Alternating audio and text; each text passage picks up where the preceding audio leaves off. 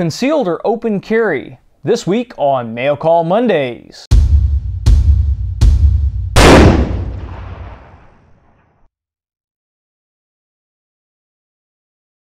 I'm John McQuay with 8541 Tactical, and this is Mail Call Mondays, the show that answers your questions about precision rifles, optics, and equipment. Well, this week we're going to diverge from that just a little bit, and we are going to talk about handguns, specifically open carry or concealed carry.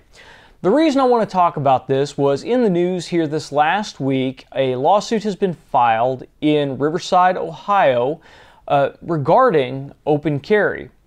Now, the facts of the case are on August 28th of last year in Riverside, Ohio, Roy Call, a 24-year-old white male, was going to the Speedway store there, the Speedway convenience store, at approximately 4:30 in the morning. Mr. Call was carrying his handgun openly on his hip in a holster and walked into the store. Across the parking lot of that store, Sergeant Harold Jones had just completed a traffic stop and was speaking to a citizen in his unmarked car. He observed Mr. Call go into the convenience store and observe the handgun on his hip. This, of course, resulted in Sergeant Jones calling in that he was investigating an armed subject there. He made contact with Mr. Call. Mr. Call refused to identify himself, refused to advise the officer that he had a concealed carry permit in Ohio, and this ended up in Mr. Call being detained for approximately 30 minutes while they attempted to determine his identity and his cause for being there at that point in time. He was eventually released. He was only charged with obstructing official business. That was the only charge levied against him. He wasn't charged with any weapons-related crimes or any disturbing the peace or breach of peace crimes, and was then allowed to go about his way. Later, that charge, the obstructing official business charge, was dropped. Well, Mr. Call has since filed suit against the Riverside Police Department, seeking $600,000 in damages for emotional distress. I can't speak today. $600,000 in damages for emotional distress and $3 million in punitive damages for violating his rights. Now, we're going to take a look at this a little closer, and I have gone through the official report. I have not interviewed any of the parties involved. We just really don't have the resources to do that right now, but I did contact Riverside Police Department, and they were kind enough to provide me with the full incident report, the run card from the incident, which shows which cars were on scene, how long they were on scene, etc. And also included was a witness statement from the individual that Sergeant Jones was speaking with prior to the contact. I went over this and looked at it, and as some of you know, I am a law enforcement officer in Indiana. I had to acquaint myself with Ohio laws because I'm not that familiar with them. They do differ substantially from Indiana laws as far as firearms permits and firearm carriage goes. Now, what it appears here on the face of things is that at the time of the encounter, Roy Call was not violating any law that we can determine. He simply was going into the convenience store and happened to be armed at the time. I'm not sure what prompted Sergeant Jones to make the contact with Mr. Call, if it was simply the fact that he was carrying a firearm or if there was some other facts about it that were not articulated in the report. The report simply seems to indicate that because the person that Sergeant Jones was talking to at the time was concerned upon seeing an armed Mr. Call, that prompted Sergeant Jones to investigate further. Now, we run into issues because when I would like to believe that if Sergeant Jones encountered Mr. Call and he simply advised him that who he was, that he had a concealed carry permit in Ohio and was legally carrying the firearm, I would like to think that the contact would have ended there and Sergeant Jones would have gone about his way and Mr. Call would have gone about his way and no further action would have been taken.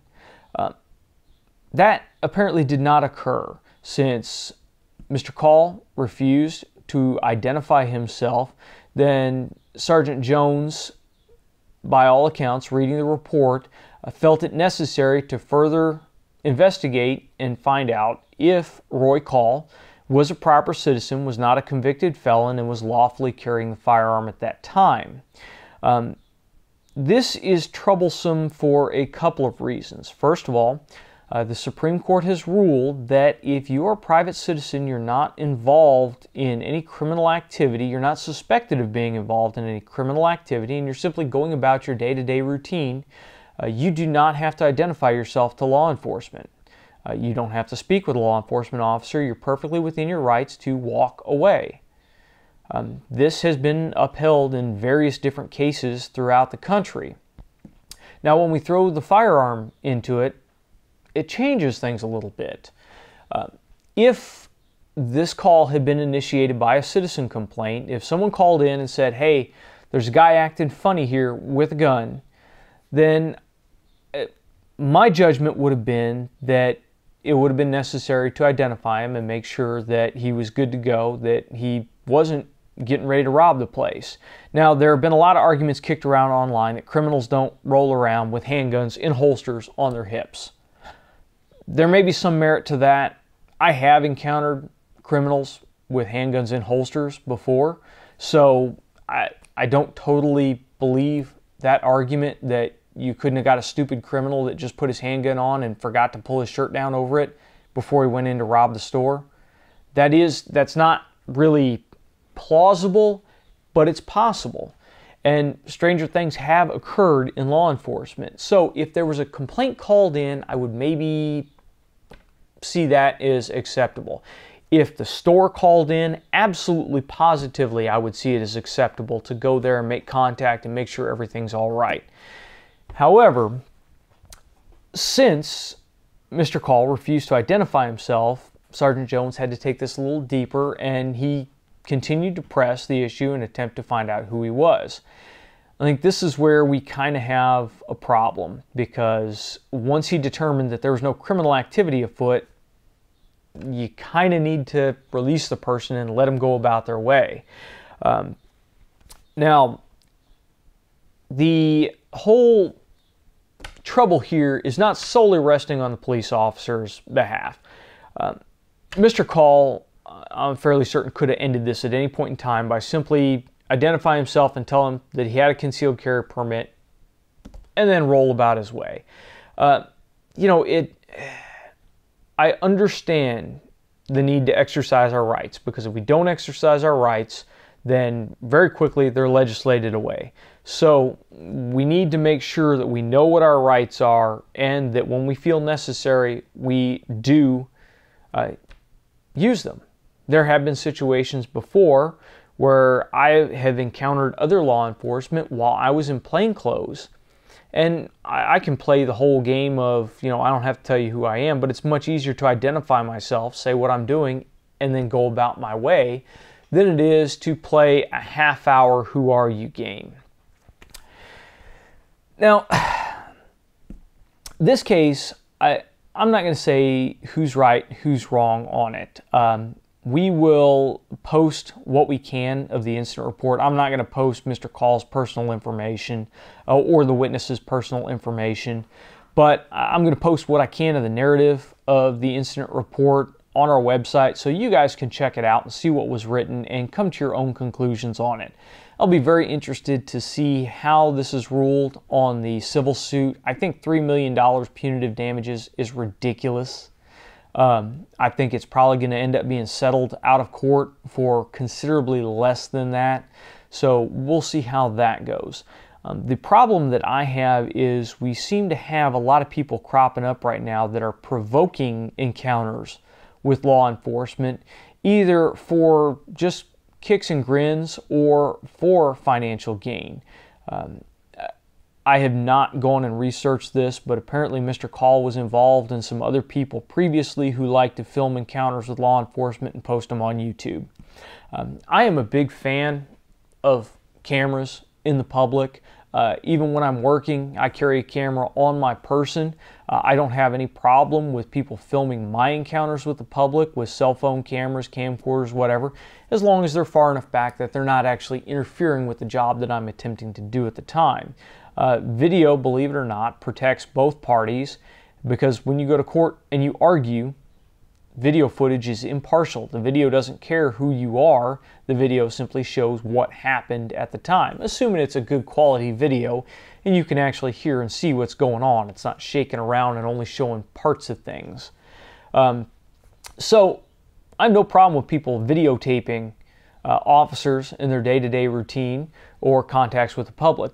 What I have a problem with is provoking encounters in order to videotape them, because you're basically wasting the officer's time. You're wasting your community's resources, because those officers could be somewhere else making other runs that benefit your community. So keep that in mind. Finally, they really attempt to provoke a heightened response from the officer. And I'm not saying that Mr. Call has done this. I haven't witnessed any of his videos. Some of the videos I've witnessed have. Some of the videos I was quite proud to see that the officers responded absolutely correctly, advised the individuals what their rights were as far as how they could carry their weapons and how they could go about their day, and released them as soon as they found that there was no criminal activity. So, you know, bravo to those officers. They're doing a great job. The problem I have is when people do it specifically with either a political agenda or financial gain in mind. That's just ridiculous. And what you're going to end up doing is you're going to end up harming the gun community as a whole. When it comes down to it, the problem that we really have is that the general public is not made up of armed citizens. The general public wants to go about their day without fear, and they want to be able to put their blinders on and just do what they want to do without having crime, guns, etc. pushed in their face. Those of us that do go armed, we kind of have a different view on the world. And for someone who goes about their day carrying a firearm, seeing another person carrying a firearm in a legal manner doesn't really pose any concern whatsoever. You do have scared soccer moms out there, though, that go white at the thought that somebody in a place that they're in may be carrying a firearm. These are the people that will call the police on you and say, there's a guy with a gun here. They're not going to say, there's a calm-looking individual walking around exercising his Second Amendment rights with a holster and a firearm. They're going to call and say, there's a guy with a gun. When we have a guy running around the street shooting, that call comes in, there's a guy with a gun. There's really no difference between the two when the scared citizen calls it in. If we continue with this highly publicized issue with armed citizens going around openly carrying and causing concern in the public, whether it's founded concern or not, it doesn't matter, then you're going to end up with politicians rallying to ban open carry. And places that open carry is currently legal, you may end up seeing laws come down that say you may not carry openly, that you may only carry concealed with proper permits. And this really isn't a good thing. When we close our options down, it's not a good thing. So don't screw around with this. Don't do things that will put other citizens in fear, even if their fear is unfounded. You need to keep other people in mind. This is what started in the Wild West. Towns creating ordinances banning cowboys coming in with handguns, because cowboys were coming in with their handguns doing stupid things that were putting the regular citizens in fear, and it's just simply grown from there. Now let's take a real quick minute and talk about open carry, because nothing bugs me more than going into a store and seeing someone who is totally tactically unsound carrying a handgun openly. I've seen it before. I took some pictures a while back and posted them. This is a couple of years back, of a goofball in Walmart carrying a handgun on his hip openly with absolutely no situational awareness whatsoever. He's going about his routine, shopping, arms up, taking stuff off of racks above him, handgun right out in the open behind his center line, so it's almost out of his peripheral vision. And he was wearing one of these goofy little Fobus holsters. Now, I've got a couple of different holsters laid out here in front of me.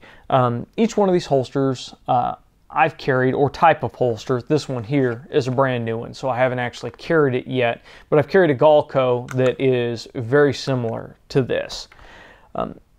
They all have their purposes. The purpose for this holster right here is if you're a cheap bastard, you don't want to spend some money on quality gun leather, and you want something to keep you from having to stick your handgun in your pocket on the range. That is the only good use for this holster. When I first got this Taurus 66, I didn't have a good holster for it. I bought this thing used. It came with Uncle Mike's left-handed shoulder rig, and I don't like shoulder rigs, and I'm not left-handed, so that didn't do me any good. So I went down to the local gun shop. They didn't have anything that would fit this revolver except this Fobus. Well, I wanted to take it out to the range. I wanted to do some shooting with it, so I bit the bullet, bought the Fobus. This is such a piece of crap holster that it's not even funny. I would never carry this thing out in public. It is simply 3 pieces of flexible plastic molded and then riveted together. As you can see, the weight of the gun itself causes the paddle here to swing away. If I was carrying this on my side and somebody decided they wanted a handgun, they could just grab the barrel portion of it, pull out, and it's going to crack all the rivets and rip this paddle right off of this. Now the paddle may actually come out of my pants. I would hope it would, because I wouldn't want any of this piece of crap holster left when that was done. But that's the way it works. You can actually see here at the trigger guard, if I pull on it, that the holster wants to separate. It is really a poorly constructed holster. Now, it will hold the handgun on your hip at the range. That'll do. If you want to go out and shoot IDPA with this holster, it'll probably work for a little while. You're eventually going to snag it on something and break it, but it will work for that. Don't carry a gun in public in one of these holsters. It's just really not worth it. The only thing I could think of as I was watching this guy go about his routine is if one of the thugs that was also shopping there, and I see him all the time, I have yet to go to Walmart and not seen someone I put in jail. One of those thugs decided they wanted his handgun, and all they have to do is run up, grab the handgun, pull it out of the holster, and take off running. Now this guy is left with the choice to either stand there and look stupid or give pursuit to what is now an armed criminal without any way to defend himself. Why would you put yourself in that situation? I mean, it's totally uncalled for. It is now causing a public safety concern because you have no way to retain that weapon if somebody decides to take it from you. So don't do this stuff. It's just really not worth it. The holster that replaced that is a Safariland holster. Now, I mainly purchased this holster for competition. It has no retention devices on it. You simply draw the handgun.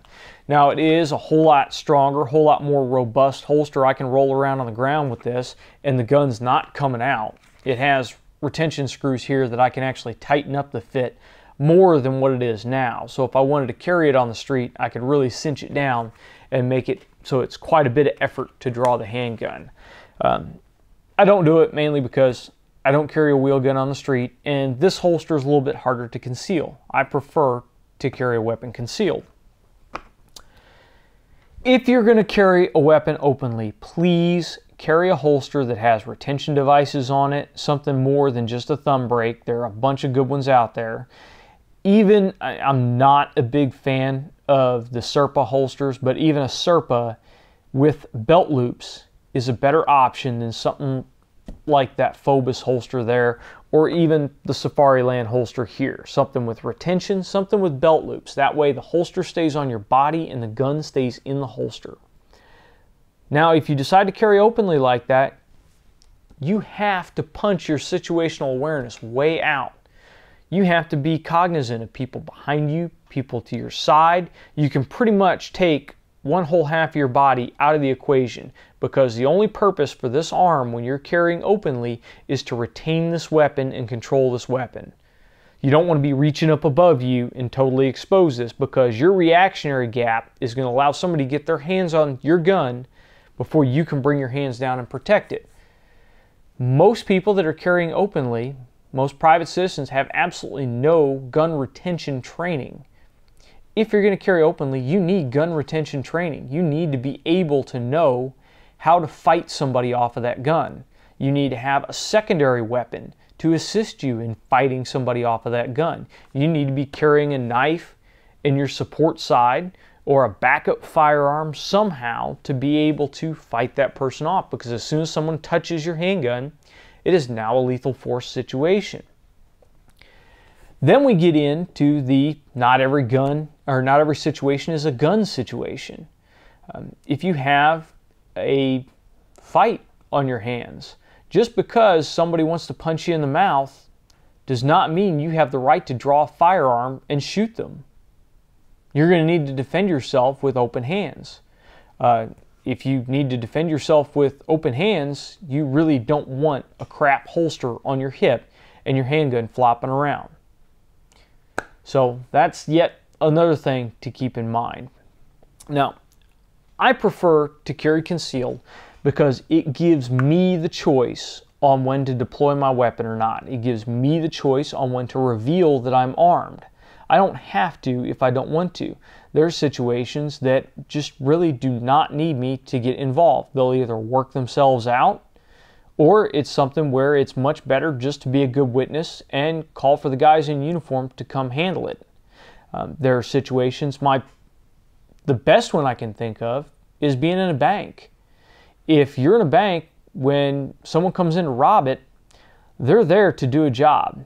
They have more than likely done some homework, they've more than likely done some research, and they are there with a dedication to accomplish the task. If you're standing in line in front of the teller with your handgun on your hip, going about your business, and a guy with a rifle comes slinging through the door, he's going to key on your handgun and you're going to catch two in the back before you can do anything about it. I would much rather have my weapon concealed, just appear to be one more of the sheep until I have a proper window to attack. Or the proper window may not appear, and it may not appear that anyone's life's at risk, and again, it turns into one of those situations where instead of turning into a hostage standoff or a bloodbath, it may be better just to be a good witness and assist in catching the guys later on. So concealed gives you choices. Now, in full disclosure, I have carried openly before. I've carried openly, obviously, in full uniform. I've carried openly while I was in plain clothes with a badge of authority next to my weapon, so it's plainly identifiable that I'm law enforcement. And I've carried openly with no badge of authority on my own time. Generally, if I've carried openly with no badge of authority, it's because I was in a situation where I was going to or from somewhere where I needed to use a speed holster or a tactical rig or something open, and I just did not want to take the time to stop, secure my competition rig or my tactical rig in my car, switch over to a concealment rig, and then go in for something as simple as walking into a gas station to buy a soda. So I have carried openly before. I'm going to tell you that generally carrying openly in plain clothes makes me feel uncomfortable, because I do not have all the tools that I have in uniform to combat a gun grab. I am at a distinct disadvantage. I don't want to be identified as law enforcement or mistaken for law enforcement while I'm in plain clothes going about my daily routine. I would much rather keep it concealed and be able to decide when to act. Now, I do realize there are some states where it is permissible to carry openly, but requires a permit to carry concealed, and it's difficult to get that permit. That's going to be your own personal choice on if it's a good idea to carry openly at that time. Honestly, if I was given the choice to carry openly or not at all, I would prefer to carry openly in most situations. There are some where I wouldn't, but I'm not you, you're not me. So it's something you have to make your own choice. Indiana is a little bit different because we have personal protection permits. We don't have concealed carry permits. In order to carry a loaded handgun about your person, you must have a personal protection permit. Once you have a personal protection permit, you get to decide how you carry the weapon, if you carry it openly in plain view or if you carry it concealed. So in my view, in Indiana, there really is not a whole lot of reason to carry openly, but we do have a lot of open carry proponents that seem to think that they're educating the public. I don't really believe we're educating the public. I think we're causing more problems. There isn't any mechanism right now that can educate the public effectively on what is a properly carried weapon and what is a criminal with a weapon. It's just your average guy and your average woman does not have the skill set to determine that until a crime is actually being committed with a firearm. And obviously at that point it's easy to tell who the good guy and who the bad guy is. So my suggestion is just really carry concealed. It gives you options. It helps prevent problems. I would also really ask you guys, if you come in contact with law enforcement because you're carrying a weapon, please, even though you're not required to by federal law, identify yourself, let them know what you're doing and that you're just a guy trying to go about your daily routine. Be polite, be respectful. Be polite and respectful even if for some reason the officer's not. Take the high ground and get on your way as quickly as possible. There are some instances that you may not realize that a store just got robbed around the corner and the person matches, the description of the suspect matches your description. In that case, trying to play hardball is going to be very, very bad for you. Trying to not identify yourself, not give any information is going to make you look like the suspect and may end up with you detained for hours, going through a lineup, all this nonsense until things can be straightened out. So sometimes it's really just a whole lot better to be polite, explain what's going on, and go about your way. It's your right not to talk to the police if you don't believe that you violated any laws, but there are plenty of circumstances out there where that may not be the best choice at the time. So always act reasonable, act with common sense. Do what you think is right, but remember what the consequences can be. Now, that's all we have for today's show. I know some of you guys were expecting to see something that was more precision rifle oriented. I apologize for that, but I really wanted to get this out because we seem to see more and more of these incidents going on. I'm one of those guys that believes that if you're legally able to carry a firearm, you really should. You should seek out the training, you should get the knowledge necessary, and you should carry it. The old saying goes that when seconds count, police are minutes away. That generally holds true, and I'll be the first to admit it. I really wish we had teleporters to get to the scene of a crime instantly, but until they come up with that technology, we still have to drive through traffic across town, avoiding some crazy drivers to try to get to you to help. So, if you have the means to help yourself with you, then that could mean the difference between life or death. So don't think I'm against armed citizens. I just really believe that we need, as a whole, myself included, we need to exercise common sense when we go about our daily routine with a firearm. Otherwise, we can find those rights at risk. Now, if you have any questions or concerns, please leave them in the comments section below or send them to us on Facebook or Twitter. We'll try to get the link for the incident report down in the descriptions below, so if you want to go check out that incident report from Riverside, Ohio for yourself, you can click that link down there. If you're a subscriber, thank you very much. If you're not a subscriber, please subscribe. And I want to thank Richard over at Outrider & Company for this awesome holster. He just sent this in to me the other day. It has the nice Spartan helmet on it. This is an extremely, extremely high quality holster. I'll leave a link to his Facebook site down below where you can go see some of his other work. He sent this to us. I may have to talk to him about ordering another holster from him. It fits this Combat Commander just absolutely perfectly. Extremely high quality. It's higher quality than the Galco holster that I currently have, and I think I'm going to get a lot of use out of this thing. So take a look at his Facebook page. If you got any questions or you need some nice gun leather for your handgun, give him a call. And until next time, get out and shoot!